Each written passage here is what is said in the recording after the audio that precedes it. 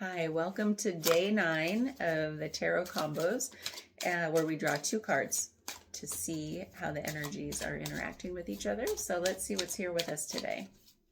I'm using, I forget the name of this deck, but I love it. It's got beautiful artwork. Let's see what's here. Okay, we have the King of Pentacles crossed by the Prince of Pentacles. So that is, in this deck, the princes are the knights. So we have, it's funny that we have both pentacles, so very grounded energy, but how might they be opposing each other or challenging each other? So the king is, it's first of all, this you could say is like father-son energy, archetypal. Okay, so I'm just talking archetypal energies, not like literal. So this feels like aged wisdom versus naive youth, and naive in the best way, like curious, open, and this is like, I've been around, I've seen some stuff, and listen to my wisdom. It's important to pass along. And the youth is like, but I just want to go adventure. And so because knights are action, and they're usually on a horse, and this one has a bull. Okay, so those are just some initial riffing on the father-son archetypal energy. But there's also, and it's not so much father-son, but it really is that confident wisdom, power, but it's very, like the king is like the ultimate maybe expression of this confident, grounded energy. Like, I know what hard work is. I know consistent work, and it's not just work, but like effort. So I know what it takes to build something in a very measured, consistent way. It's not like flighty, it's not fiery, it's not airy. It's very methodical. There's a lot of logic here. And the way the king builds that power and wisdom is through those consistent efforts. And then we have the Knight of Pentacles. This is the slowest knight. It is the knight that says, steady as she goes. I'm going to plant seeds. I'm going to nurture them. I'm going to just keep going step by step. I'm not in a rush to get things done. And so both of these are complementary that way. Like what the knight does, because it's a lower number in the deck, it hasn't yet reached the pinnacle of the king. There's like, this is the progression toward the king. So it's like they support one another in that whole, if you want to say the father-son archetypal dynamic. But there's also, but when we flip it and say, how does the Knight of Pentacles challenge the king? There's like, what do we need to watch out for when we draw the Knight of Pentacles? If it's in the challenge, it's like, what do we need to watch out for? Is like, are we playing it safe? If we play it too safe, will we really achieve what we set out to do? Or could it be the fullest expression of what we thought this thing could be if we play it a little too safe? So that's the first thing that's coming to me. Where does that show up in your life? Are you being called to take a risk? Like a calculated risk, like a safe risk. Because it's still the Knight of Pentacles. It's still the one that says, but consistent effort and measured effort. And some logic, it really goes a long way. But what we need to watch out for is like, but are you holding back? Where are you holding back and still trying to reach the ultimate expression of something, whether that's in finances or relationship or whatever? Are you holding back somewhere? So I don't know. I feel like that's what's really calling to me with this one, because they're both of the same suit. One is very supportive. They're both supportive of each other. So what would be the only thing, not only, but like one of the main things that could really detract from the king's energy when the knight is now in the challenge position? I think playing it a little too safe, because the Knight, that youthful, curious, open energy we talked about, even though he's a slow Knight, he still has all that going for him. It's like, we need to tap into this to maybe have some calculated risk. What would maybe put on the hat?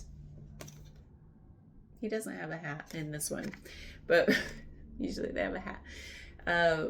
Put on the hat of the Knight of Pentacles and say, what would curiosity do here? What would youthfulness do here? You know, if you're trying to break free from playing it safe, I would say, drop in that question. Pretend you're curious. Pretend you're open if you don't feel it yet. Where you're like, I think that those are the qualities. I'm trying to think if there's any other quality coming to me. Usually when I pause, there's something else coming. I'm going to push pause until so it percolates. Thank you for waiting those 2 seconds. What was wanting to percolate was this idea of the rebel sun. So it's not just the rebel sun, but like when we think about the archetypal energy of father son, and the son wants to be loyal and wants to be in good graces with the father and wants to follow in the father's lines, a lot, like footsteps a lot of times, like, hey dad, can I go with you to work, and can I help you with that project? You know what I mean, right? That kind of energy of like, oh, their father's the hero. And this, what was wanting to come was this idea of, at some point there's tension that builds between father and son, as in biology, I think. I'm not a scientist. The thing, as the boy matures and starts to become the man, like on his way to become the man, there's this tension that builds, and then a wanting to break free from that hero worship in the archetypal sense. So it's like, so that he can go off and be the hero of his own story. And so it's a natural progression. I've got all the chills for some reason. Maybe that is what was wanting to come. Woo! So something here is saying, watch out for where you're trying to play the role of loyalty to the nth degree, when something is like, what is asking you to break free to become this confident king in your own right, to be your own, to build your own sense of self, very in a ground. This is all grounded energy, so this isn't talking about like whatever. This is just saying, like, in a real grounded, felt sense in your body kind of way, what is asking you to really tap into your own seat of power, instead of just playing the loyalty card, like playing loyal to some other ideal or person. Not that we shouldn't be loyal to people in some sense, but don't, I guess that word's coming back again, don't abandon yourself in favor of that other person's ideals. So where do you feel like you're being asked to be a little bit rebellious, to break free from the crowd, to stand apart, to forge your own path? And it doesn't have to do with necessarily families or relationships, but in general, where do you feel like you've been playing it a little too safe, and it's time to rebel against yourself really, and break free from that self-limiting kind of stagnancy? Because when he's pretty slow as it is, and then when you knock him over, it's like, oh man, is he even alive?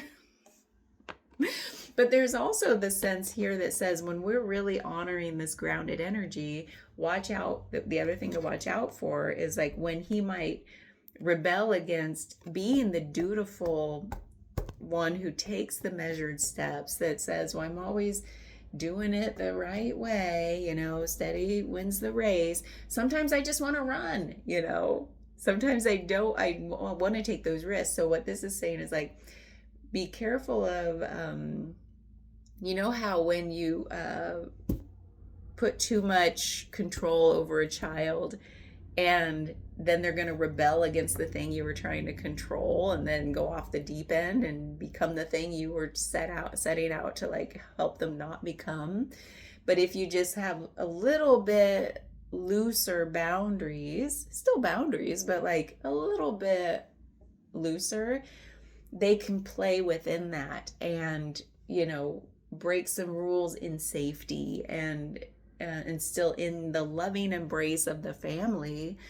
And there's a learning in that. Why am I getting all the chills? Oh my God. Hopefully this is for someone. and then that seems to be a more measured approach.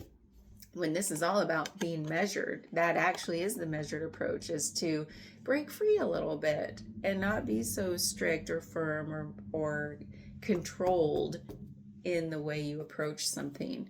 It's like, it's okay to have more wiggle room with what you're doing. So where does that show up in your life, where you felt like maybe you've been a little too rigid? Okay, I have my plan, I have my steps, and maybe it's time to break free from that a little bit, so that you truly can build this confidence in a very, I keep saying grounded, but it's really, it feels like, what I mean by ground is like, it feels real, it feels right. It's like you feel it in your body that like, yeah, I'm rooted in my power. It's not just a fly by night thing. It's like it has built over a long period of time. Yeah, so I don't know what question I'll put with this, because a lot of questions have come to mind, but it's like, where might you be playing it safe? Where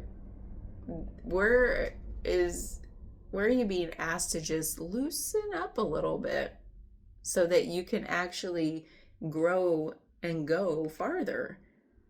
When the reins are too tight, it's like you're making progress. This is all about, still making progress toward whatever this is in your life. Only you know. But it's like, where do you need to break free a little bit? That's it. Bye.